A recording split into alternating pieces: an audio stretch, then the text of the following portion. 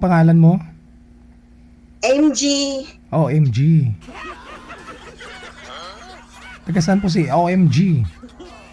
Hindi po. Pa? Hindi po kasal.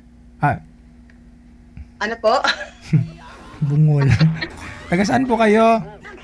Taga Mindanao. Napadpad lang dito sa Manila. Nagsapalaran. Ah, so okay naman, swerte naman. Hindi nga ni. Hindi nga ni, bakit? Long story. Ikwento mo sa amin, handa po kami makinig. Ba't po kayo sumali dito sa Wanted Sweetheart? Siyempre gusto kong maghanap ng totoong lalaki at tunay yung seryoso. Tunay, seryoso. Yung samahan ako sa pagtanda. Ganon. May dati po ba kayong asawa? Oo. Saan Pero ho? matagal na kami naghiwalay. Okay, ilang taon na po kayong hiwalay? Magsi 7 years na po. Ilang O, taon? 7. Ilang taon na po kayo, ma'am? OMG? 44. 44. So 7 years na rin hiwalay. Ilan po anak? 5. May apo na po ako, 1. Lola na po ako. Alula ka na. Mm-mm. Okay. So, sa 7 years, wala pa ho kayong naging boyfriend. Mayroon, kaso, ayun na nga, mangluloko. Kwento mo sa Di amin, makontento, di wala yan. bakit ho, niloko ka? Paano kanya niloko? Ay, hindi ko alam sa kanya. Baka hindi pa ako sapat sa kanya, kaya naghanap. Habang kayo pa, Bagay na wala sa akin. habang kayo pa, Hinahanap niya sa isang babae.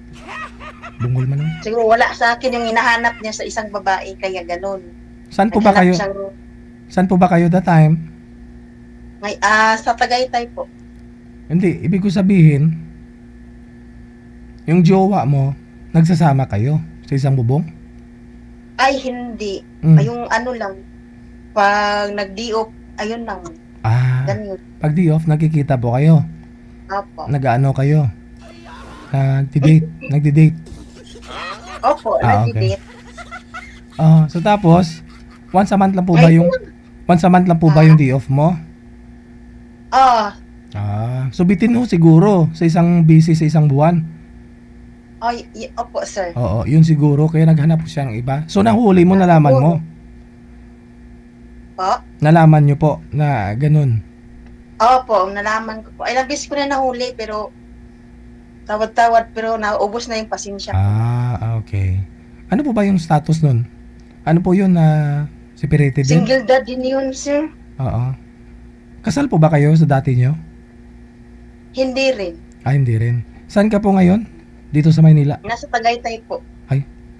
Kala ko dito sa Maynila. Ang layo nun. Tagaytay. Tagaytay. Lapit lang yun. Ano pong ginagawa nyo dyan? Ano pong trabaho nyo? Kagaya lang din sa ibang bansa, bahay. Oo. So, sabi nyo hindi ka pa rin sinuwerte dyan sa Tagaytay. Sana dito may swerte na ako. Maraming mga foreigner dyan sa Tagaytay Hindi, wala naman ako nakita ang foreigner dito. Amo ko lang naman ang foreigner. Nakikita ko. Ano po? Anong lahi yung amo mo? Foreigner yung lalaki, ang babae is Pinay. Yung lalaki, kano? Kano? Nubo. So, anong hanap mo ngayon? Yung seryoso, sabi mo, yung... Yung seryosohin ako. Kasama ko habang buhay, siyempre. Paano po kayo magkasama nun kung may trabaho ka? May trabaho siya. Ay, depende sa pag-usapan namin ng gano'n. Kung magkasundo kami. Kasal po kayo, no? Diba? Ha? Kasal po kayo? Nino? Ng ex mo dati, yung tatay mo ng mga anak mo? Hindi nga po. Hindi nga po.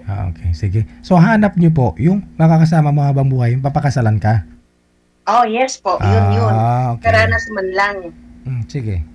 Standby Sige lang po po. kayo, mamahanap po ako, ha? Sige po. Okay, sige. Narinig po ninyo, hanap niya yung hindi kasal, no? Para pang matagalan na daw, sabi. Pero kahit kasal, no? Meron nga ho dyan, after ng kasal, 3 days, wala eh. Meron nga ho dyan, kasal ngayong araw, pagkagabi honeymoon, kinabukasan, hiwala eh.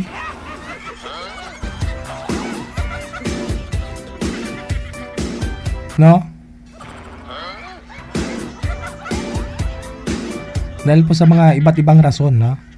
Siguro, iba expectation ni boy, no? Iba nung nangyari nung nag-honeymoon, ganun.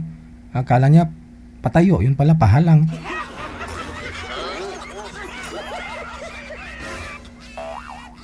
Pag ganun, yung hiwa, hiwa na ano. Hiwa ng cake. Yun bang inubusan siya ni girl o inubusan siya ni boy ng cake. Hiwalay.